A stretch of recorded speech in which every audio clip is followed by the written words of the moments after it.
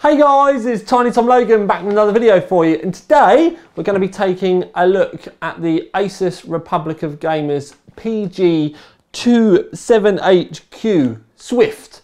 Now there's been a lot of speculation about the Swift because Asus did kind of tease us with it a long time ago. So with my my peeling head from when I got sunburnt the other day, I'm going to try and run you through all the ins and outs about it, because Nvidia are having a little bit of a fliddy about the new Gsync technology which this comes with. Because to be honest with you, trying to explain the V-Sync technology which it's kind of bettering is very kind of complex, really.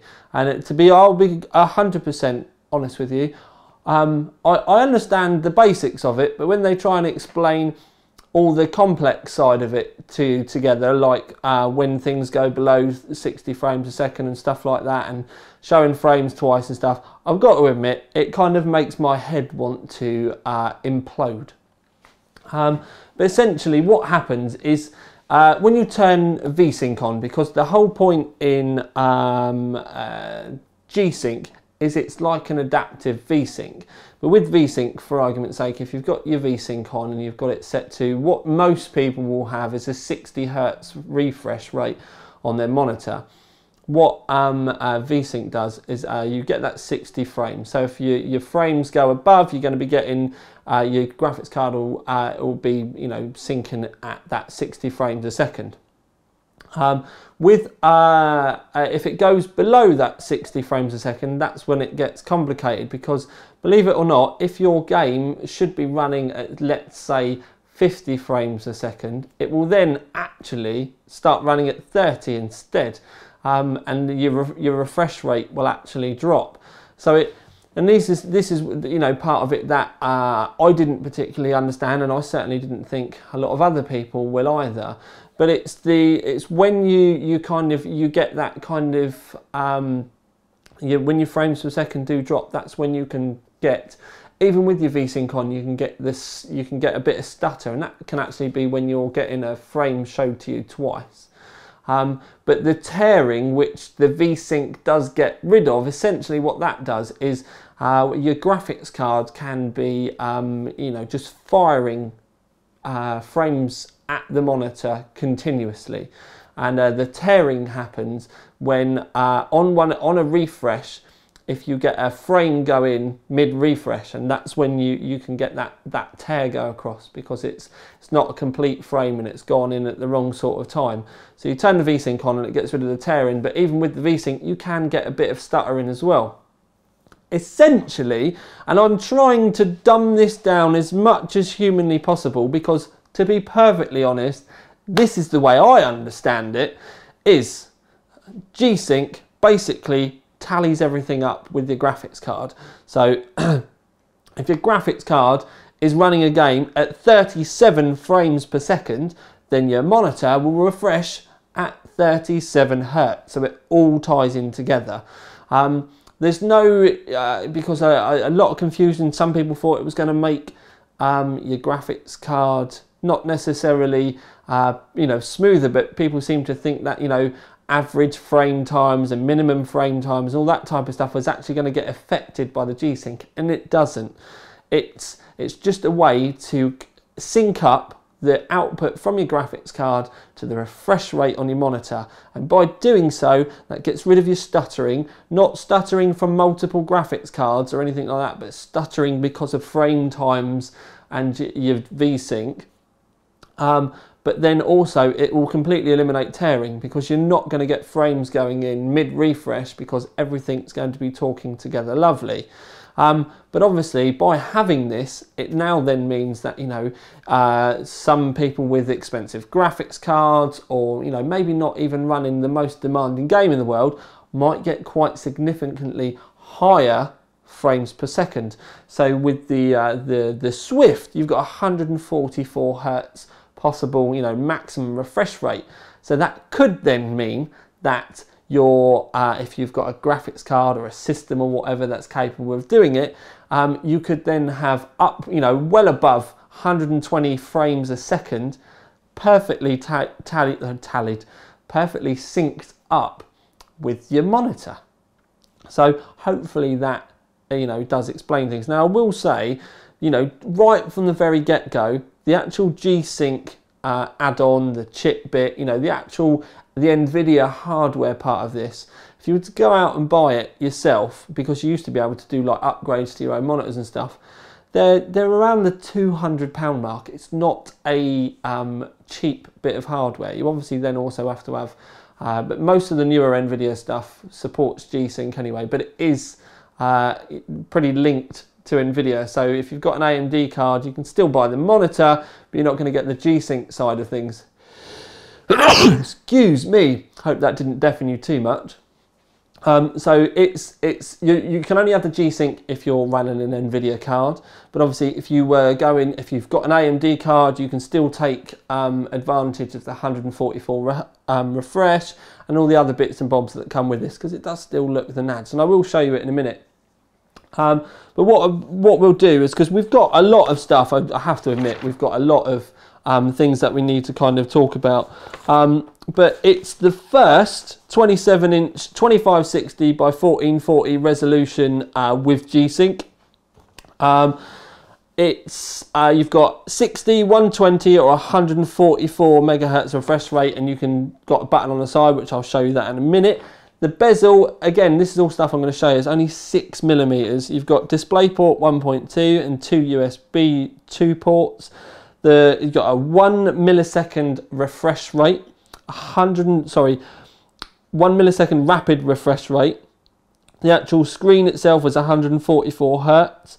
You've got the game changer, which is what they're calling the Gsync technology. I'm not sure how it's going to necessarily change the game. I mean, I personally think that the 144 hertz is obviously going to, you know, really kind of crystallize things and stuff, and when things are moving really quickly, you can definitely see a difference between 60 hertz and 144 hertz. It was always one of those ones before where your frames per second, we always kind of said 60 was like a golden point, and I have to admit, with some of the stuff that I'd seen previously, I was very much of that opinion. Even some of the 120 hertz screens I wasn't particularly sold by. I have to admit, when you flick this up to 144 hertz very quickly from your 60 hertz, it does make a difference. I have been trying to replicate it with the camera as well, but visually you can see it change and things just get that bit crisper.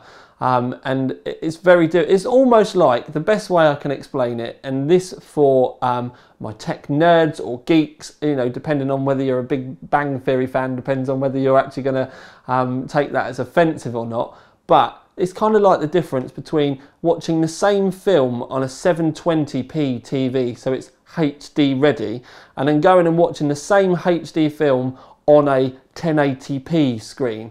It's kind of that kind of clarity difference, or at least that's the best way I can find in explaining it. So hopefully you get what I mean. I'm not going to kind of beat around the bush anyway. But what I'm going to do is I'm going to bring you in and I'm going to show you the monitor, because there's some quite cool bits about it as well. And some of it, like I said, are really quite nice.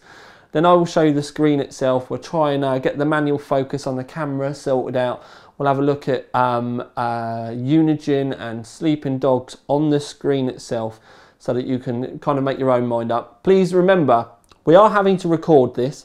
We are also having to render it as well. But then once we've done that, because obviously that can make changes to colours and stuff, the biggest difference is going to be you guys at the other end of the screen. If you are interested in this and you want to see how good it looks, then you are going to have to get it up onto 1080p mode on YouTube and stuff, because YouTube is going to rape the back end out of the quality from, you know, whatever I can manage to capture in the office. You're going to have to do your best to want to replicate it at your end as well. But we're going to just move on, me and my bright green t-shirt, and we'll be back to have a look at the screen in a sec. Okay then peeps, so with me and my bright yellow top, well bright green, yeah I'm not colourblind, anyway, in the background, I am going to show you around the monitor. Now first things first, we'll get the specifics out of the way. There is a height adjustment of 120mm, and you can just slide it up and down. There's 0 to 120mm is the way Asus are saying it. We've got on the swivel, which is on the base, there's 60 degrees of change. Now generally, when you move these, there's a little plate on the base, and the actual whole base moves around on the thing underneath, and you can kind of swivel the whole plate. Well, strangely, although really it's quite a positive thing, for this, there's 60-degree movement, but it turns on this pivot in the middle. So the base, I'm going to hold it because I've obviously got the neoprene on the desk, but it turns on the base. Obviously, if you wanted to move the base as well, so it looks better on your desk, you can do. But just to zoom you in, if you have a look, you can see that we've got the arrow here and the little line, so you know where the middle is. So you can actually work out exactly the angle and the position that you want it, should you want to, which is obviously a really nice touch, and I really like that bit. Then we've got tilt, you've got +20 to -5, which basically +20 is up, and then -5 goes past the point at the bottom.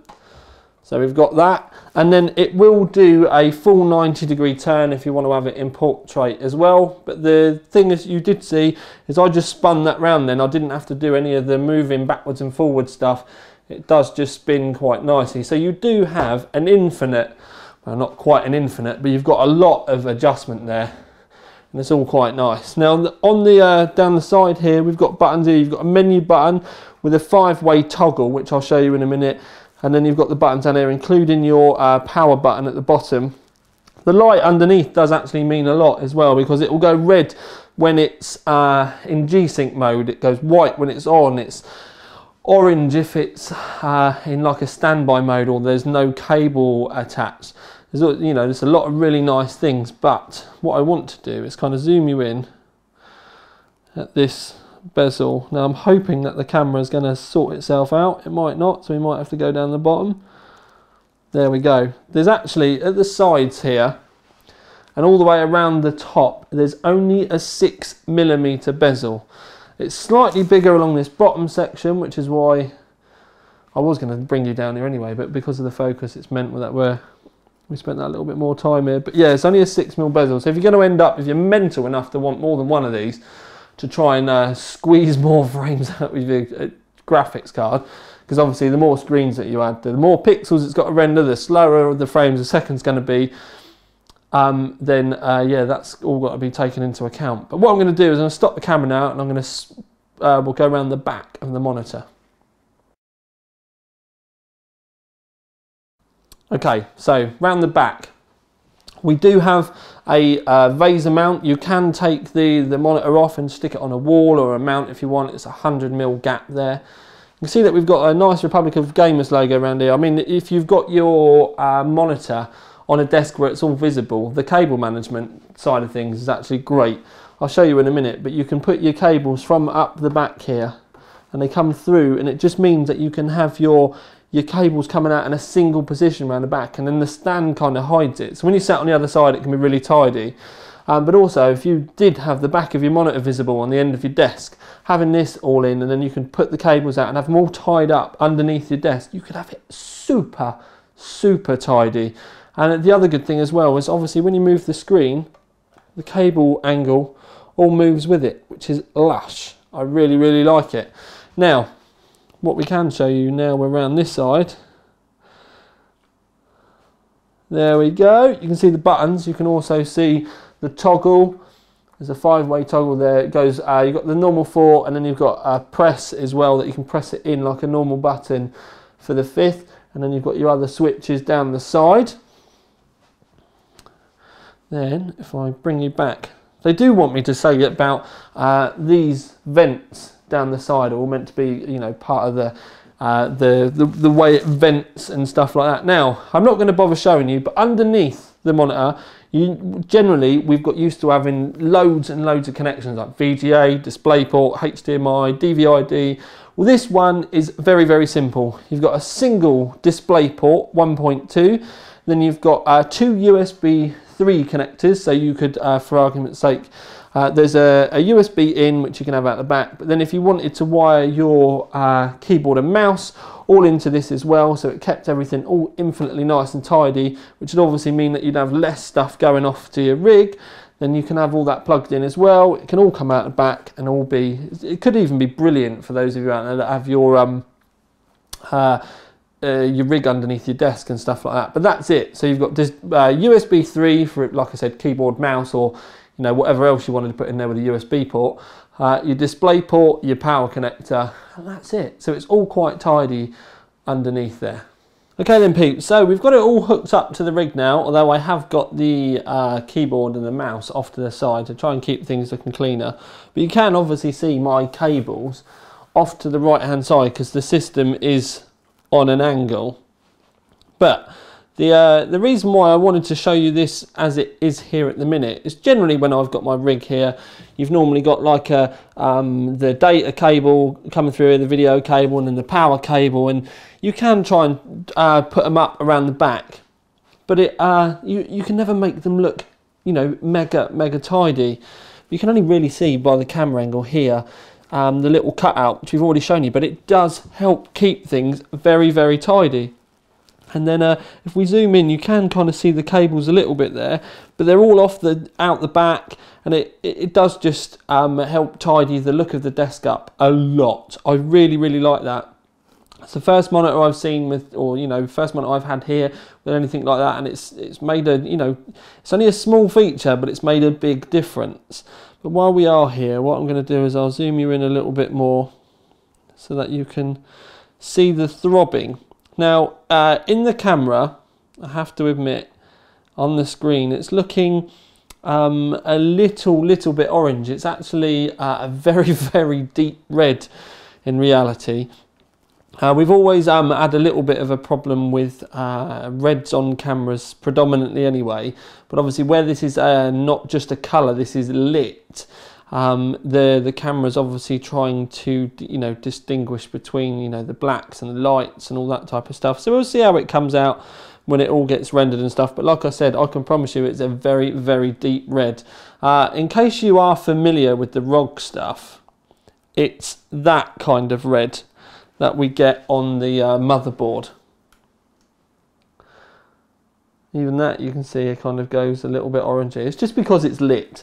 But obviously it's a very deep red. It all matches all of the ROG stuff lovely. But as you can see what I mean about the cables, I mean, I know that's normally the back of the computer would hide all of that, but that's now what the monitor's doing, and it's actually a really nice touch. Now I'm going to turn the rig on so that we can see it all light up.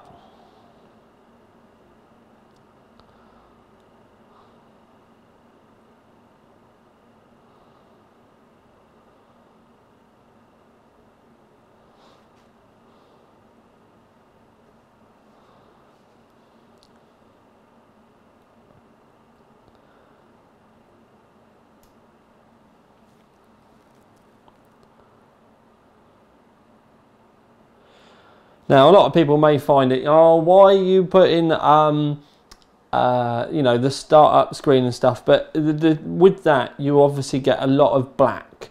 You get a lot of points where, you know, the monitor is illuminated, but there's not any colours, anything. It's actually a good thing that we can cycle through to see. Also, something else that we can do while we're here is because we've got logos and stuff up, we can zoom the camera in so that you can see colours. Now don't forget, again, this is all down to the camera itself, but also quite critically angles. The viewing angles of this are actually very good. In fact, I'm going to just stop the camera quickly. I want to move the monitor. In fact, no, I'm just going to do this. We can go off onto an angle with the camera itself. Now we're on about a 45-degree angle there, and as you can see, everything is still easily viewable. We can zoom in even further.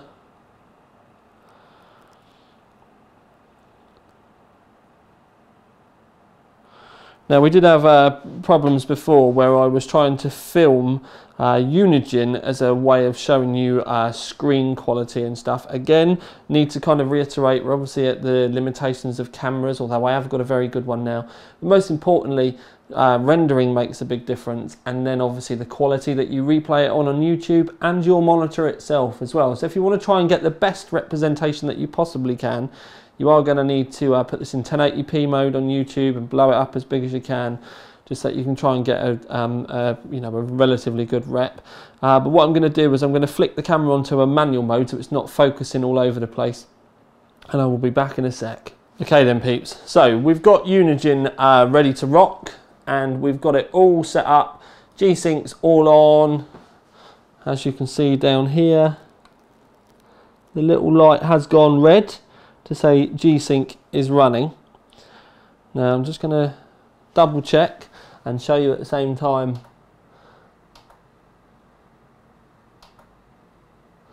There we go, we're up to 144 Hertz. It does change. Unigine seems to be a little bit funny with refresh rates and stuff, but we fired that up to 144 Hertz now.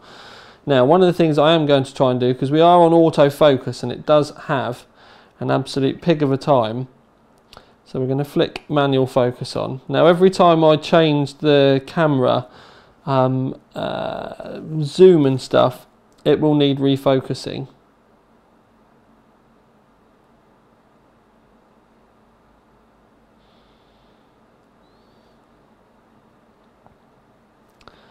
But hopefully this should give you a good idea of the quality. You can obviously put it in 1080p mode and have a look through all of that. Now obviously because of the image moving so much, it is quite difficult for the camera, but also because of you know, close image, further image, it does get incredibly complicated. But I'm hoping that you can see how good things, you know, do look. We try and zoom in. I'll try and do my best.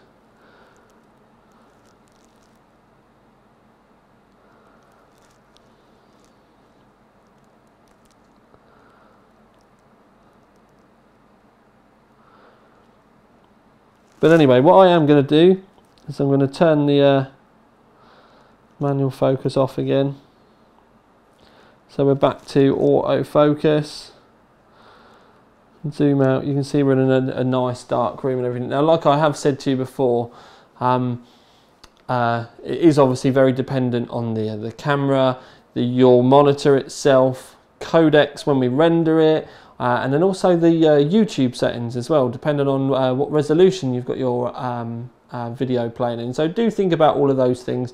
We are trying our best here. One thing I can say is the colours for a TN panel are so vibrant. Generally TN panels have got they can pastelise things, and you don't really get blacks. It's all kind of like variants of grey. This is very, very strong with colour, and I've really not touched things very much at all. Obviously you can calibrate things for your games and your eyes and the environment that you play your games in. But I can properly understand now that when I heard that, you know, oh, it's a TN panel, but it's ROG, you know, the ROG boys are going to spend time tweaking things. You can see it, and I mean, it's very, very, very clear. I'm massively impressed with that. But then again, with ROG, you know, the game side of it, we've known it's been coming for a long time. They've obviously spent a lot of time on it. It does shine through. Yes, we can show you games and stuff, which I'll show you, like Tomb Raider now. But the reason why I've, you know, shown Unigine is it will just loop and loop and loop and loop. So that's good for us to talk through. There's a varied range of colours.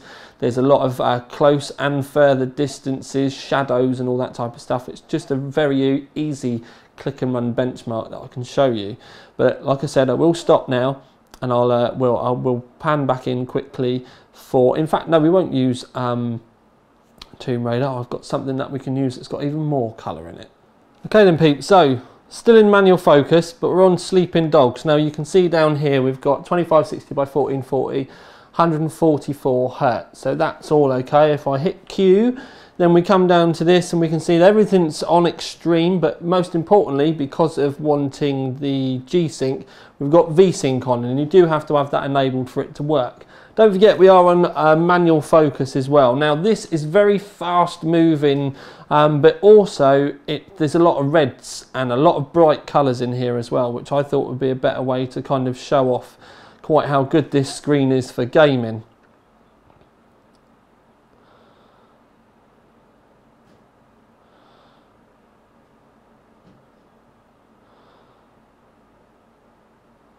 Honestly, the colours on this and the crispness that everything looks is just unbelievable. I'm just really hoping that it's going to come out in the way that you guys are all going to get to see it.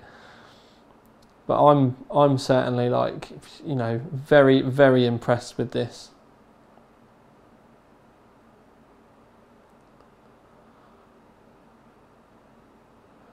Now I'm not going to bore you and make you watch, you know, right through all of this.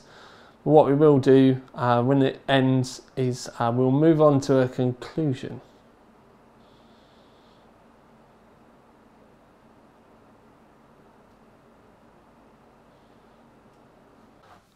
Okay then peeps, so you've made the conclusion, and as always what we're going to do is we're going to give the award and then we'll discuss everything about it afterwards. And I'm going to try and structure my modes, my thoughts rather, into less of a brain fart, spit it all out of you, and try and, you know, get it all out in a decent ordered fashion, although it never seems to work. So we're going to give it the Performance Award, and we've decided to give it the Performance Award over the Gold because at the end of the day it doesn't matter what what you put in the monitor and how good it is, it's still going to be very expensive, and it's still very expensive for the resolution side, which is the way a lot of you guys are going to think about it. But if you were to break it down, by the time you've taken off that Gsync chip and the ROG branding, you kind of get actually below the point of other good 2560 by 1440 monitors. The problem being is a lot of the monitors, the 1440 ones that kind of fall in below this sort of price, are generally IPS. With the IPS you're going to have the refresh rates not going to be as fast. Yes, the colours and stuff are going to be better, but I would kind of say that obviously an IPS screen with nice colours is going to be great for gaming, but it's more of the type of thing that it becomes more useful for photo editors and people that are really properly anal about accurate reproduction. With the gaming side of things, this is brilliant. It's probably the best TN panel that I've ever seen. Now, one of the things that you do need to remember is it wasn't that long ago, like a week, it's actually just there, I looked at the Asus 4K screen. Now, Asus aren't going to like me for saying this. They're really not, but these are my personal thoughts. 4K is lush. There's a lot of resolution there, but as soon as you click off your game, I personally think everything's too small. Doesn't matter whether you're in Windows 7 or Windows 8. I mean, Windows 8 is alright for using those big blocks, but they're designed for fucking being pressed. Most of us lot, still like a bit of a desktop, still like to be able to do stuff, and personally I think that the 4K is a little bit too big for that. Also, it's alright having a £600 for a screen, but if you're going to start running games on there, you're going to need a lot of money for graphics as well. And by that I mean 4K, you need a minimum of a 780 Ti or a 290X, something like that, because otherwise you're having to turn down a lot more than you should really want to. AA, okay, there's a lot of debate about it, you don't particularly need it, but a lot of the texture qualities and stuff, when the screen's that big, you do want some of the things still turned up. So it's still very expensive, and I think that, you know, with the screen sizes are quite small, it's kind of, and by that I mean that's a 28. I think it's kind of too much in too small a place at the moment, and yeah, This 2560 by 1440, I'd actually say at this present moment in time, with, you know, not necessarily wanting to sell your nan or a kidney or win the lottery to buy your rig with, but wanting some decent above HD resolution gaming, I actually think this is quite the sweet spot. And by that I mean 2560 by 1440. If you then tie that in with the Gsync and stuff, yes, it's going to cost you a little bit more money. But if you're running a slightly lower end graphics card that might not be getting your game to 60 frames per second, you're going to see an immense difference. Because rather than your game playing at, like I said, 30 frames per second, if you've got a GTX 770, for example, or even a 760 with 4 gigabytes, there's a lot of those about now, it could be the difference between you actually getting an extra 15 frames per second, you know, visual 15 frames per second, because rather than it playing at 30, you could actually be getting it at 40, 45, because the frames are going to be linking in better. But also, if you've got a big graphics card, because of the 144 hertz side of it, you could actually, because the IPS screens I've got here are 60 frames, but if you've got a big graphics card, it could actually mean that you're going to be getting properly synced up very high frames as well. And by that I mean, you know, if you're playing Tomb Raider and your graphics card is actually possible of pushing out 90, 100, 110 frames a second, this has got the ability, you know, with your 780 Ti or whatever, that it could actually be putting that out to you rather than 60 frames a second, but you're obviously still not going to get the tearing, and you're still not going to get any possible stuttering from, you know, like doubled up frames and stuff like that. So it's a very, I think this is brilliant. But in that respect, then we've talked about refresh rate, we've talked about the screen size. The panel on this is actually very, very good as well. Sure, it's not going to be the type of thing that an IPS nut is going to go, oh, it's, you know, it's amazing. But as far as the TN panel goes, it's way, way up there, and I mean right up there. The quality of the colours and the reproduction and everything on this screen actually puts that 4K screen to shame. It may also be the fact that, you know, I know the ROG boys have tweaked it, and the ROG boys are going to want to have their product to be that premium point above the normal Asus stuff, and that side of it does screen through.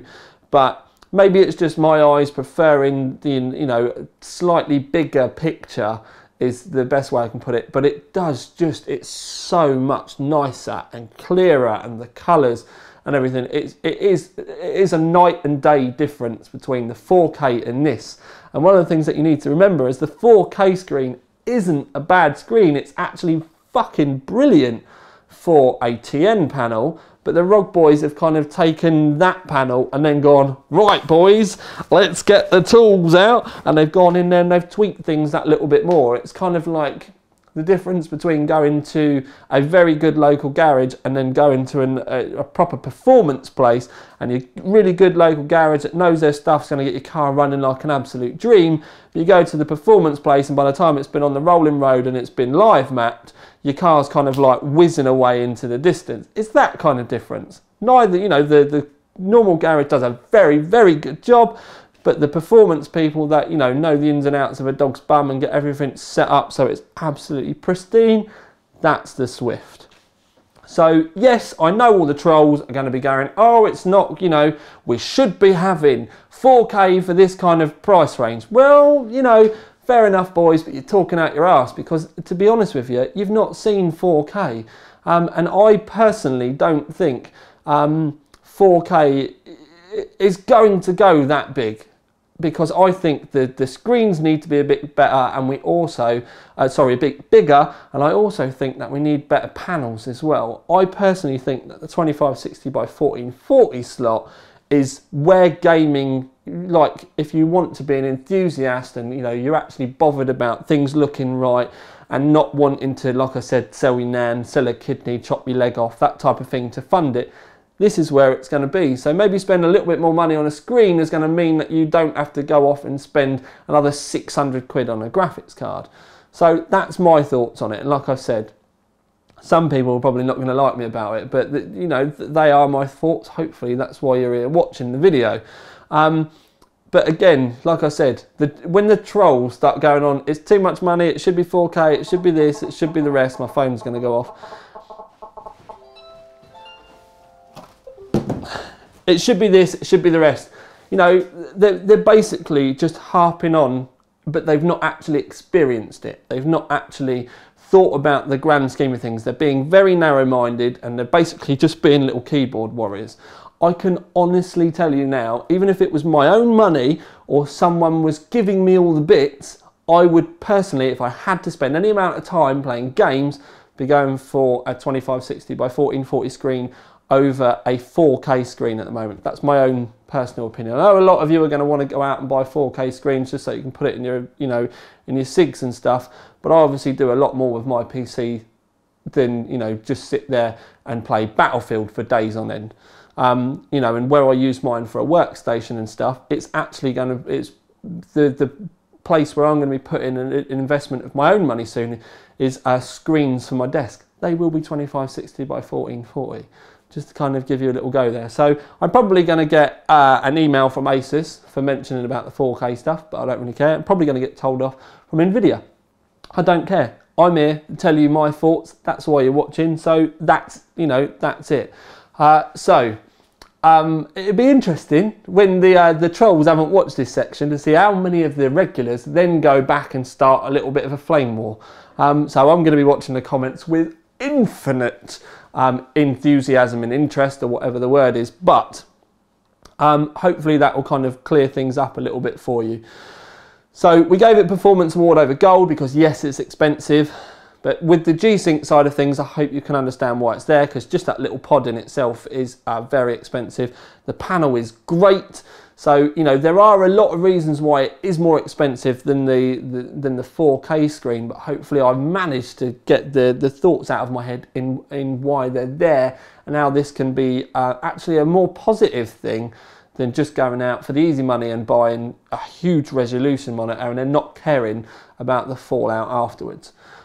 So that's it, brain fart over, I've got everything out. If you need to kind of go back and watch it in different sections to put it in the right orders and stuff, then please do it. At least let me know as well, and I'll try and get things. I should just chop it up and do it, maybe, I don't know. But anyway, so this is Tiny Tom Logan with the ROG Swift. That's just won the OC 3D Performance Award with another video for you out. Ding! I want to take it back! Can I have another one, please?